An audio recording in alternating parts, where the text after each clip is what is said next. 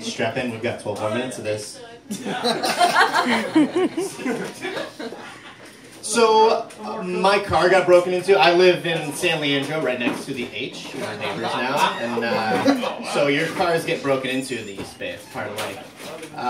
And it sucks because if you live in the East Bay, you're broke as shit. And I don't know what they broke into my car for, but the only thing they took was the structural integrity of my window. I don't know where they took it or what they're doing with it, but it's gone. So I called the police to file a report, right? And they put me on hold. I was like, no, wait, I'm white. And then I sat there for 30 minutes. Which sucks because if you tell them, like if you call the police and you tell them you're white, they will patch you directly through to the chief of police. And they'll set you up with a 2 o'clock tee off. You do a back nine. It's fantastic. That's how you get into golf.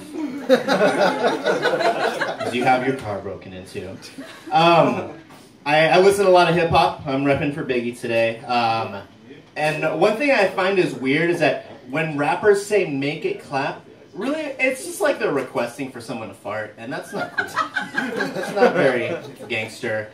Also, here's how rappers are so not gangsters. Like they hear someone's got beef with them. Like, hey, dude is talking shit. What do you want to do about it? Like, I'll round up the crew. We'll find him. We'll go whoop his ass. Like, no. I'm gonna write a song about it. Like, they go into diss tracks. Like, fetch me my pen. I've got some anger to release. Like, yes. What rhymes with it? It's like rappers are the equivalent of like 1-star Yelp reviewers. You know, it's like that's how thuggish you are now. Yeah. Also, you guys probably heard this song. It's been out for a while now. It's a David Guetta song featuring Akon, and one of the main lyrics in it is, was it trying to find the words to describe this girl without being disrespectful? And I don't know if you guys have heard this song or not, but that's a beautiful line of poetry that really describes the plight of modern man. How do we do it? How, like someone's talking to Akon and he's like, dude, I saw this girl at the club, and it's like, what was she like, Akon? She was a dirty trash whore. Akon, that's very disrespectful. He's like, I'm trying to find the words. Like, try harder, Akon. The struggle. The struggle is real. I don't know if you guys have heard, but there's been talk about changing like who's on our money, like our $20 bill. Recently, like there's been a lot of support for putting Harriet Tubman on the $20 bill, which is fantastic, until rappers get a hold of it. And they ruin it when they talk about, you know, sprinkling Tubmans on a stripper's ass. Like, well, okay, I was respectful for a minute until you did that. But I'm also a glasses half full kind of guy. So I think that, you know, if you go to the strip club and you got a pocket full of Tubmans, and wait, there's more, and you buy a lap dance, you've just given that stripper 3 positive role models to look up to.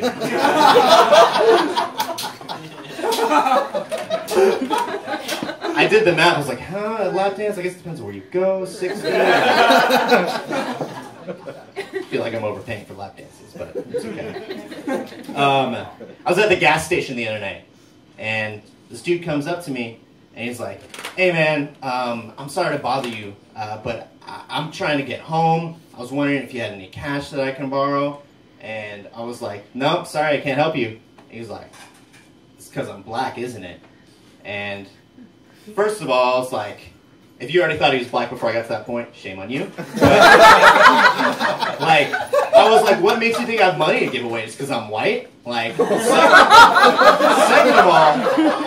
second of all, how do I even know you're really black? You just can't be too sure these days. I mean, like how do I know? Like, Rachel Dolezal had like the most elaborate blackface of all time. She took her racism to a new level. Next level racism. It was magical.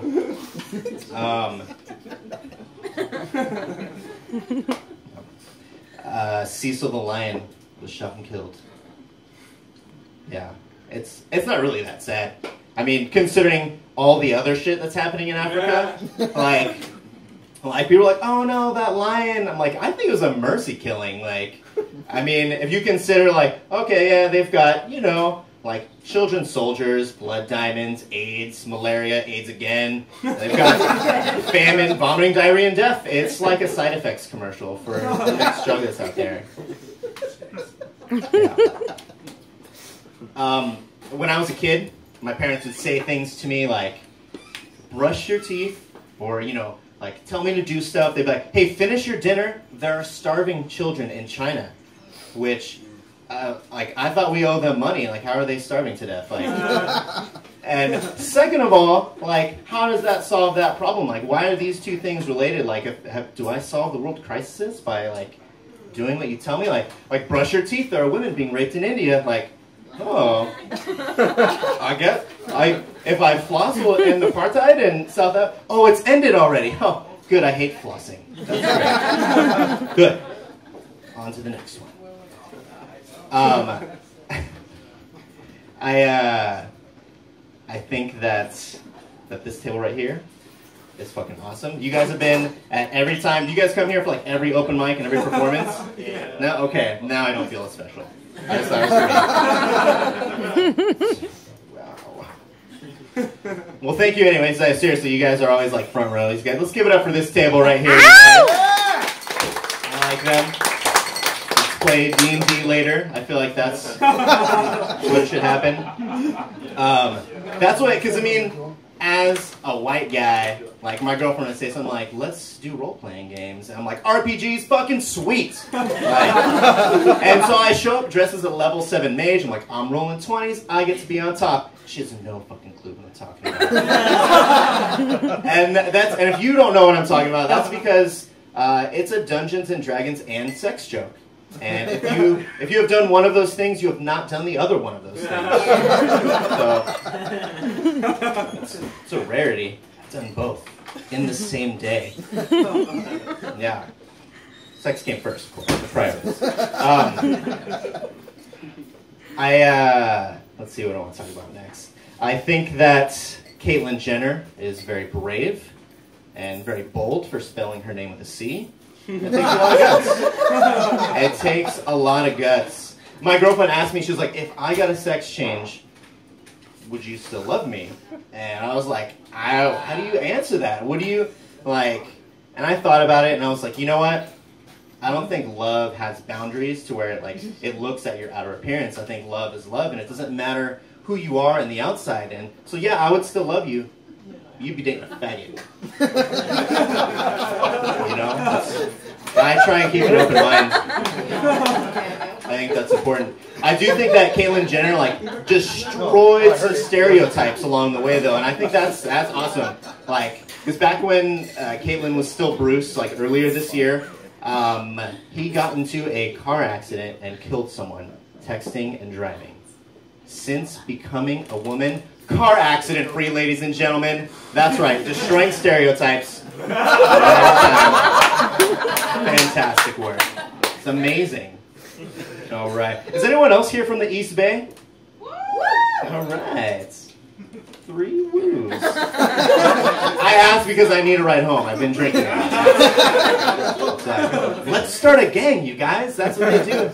Is that? Oh, or not. That's cool. I saw some dude in here with like a motorcycle jacket, and I was like, "That's cool, motorcycle club." And it's like, what do you like? How badass do you have to be to have matching vests with someone? Like, what do you have to do that? You go to the mall and take pictures? Like, how does that work? So I mean, you know, I'm not there yet. I own a bicycle, so it's not that kind of club.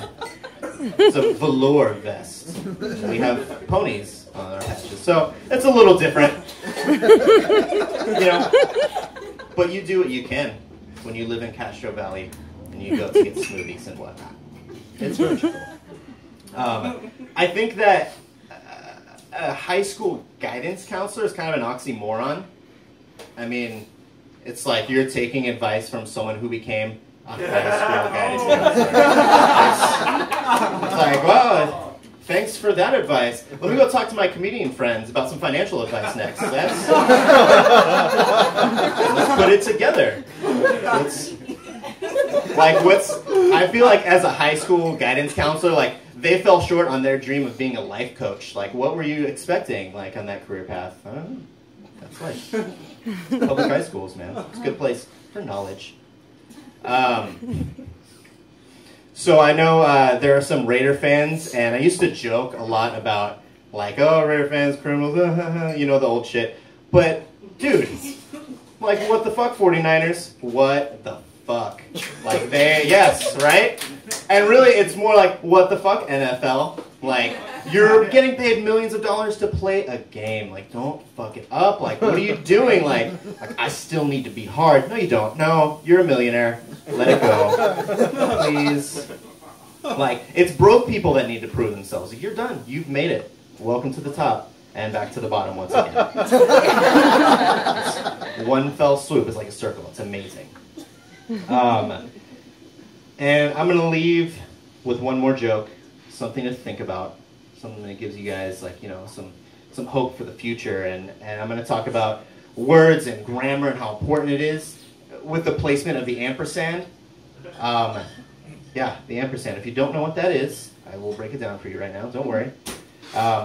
It's the symbol that means and, you know, for those people who are too lazy to write it out. But it's important where you put it. Where you put it is of the utmost importance, because if you don't, then you don't know the difference between a PB&J sandwich and a P&BJ sandwich.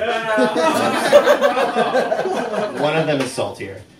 All right, you guys, thank you so much. My name is Vince D'Amico. Give it for Kevin Wong.